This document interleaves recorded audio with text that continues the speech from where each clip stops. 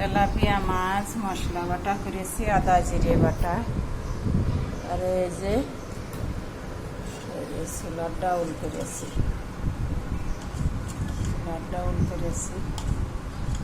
সবটা দিয়ে ধনিয়া পাতা একটু দিয়েছি, মজা লাগে এই জন্য।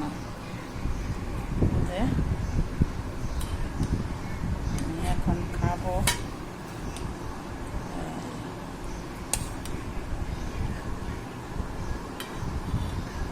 আগে এটা দিয়ে খেয়ে পরে ডাউল দিয়ে খাবো।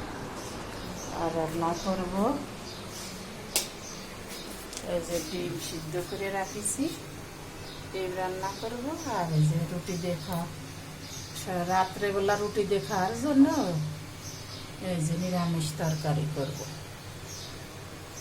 এই আছে আজকে রান্না বান্না।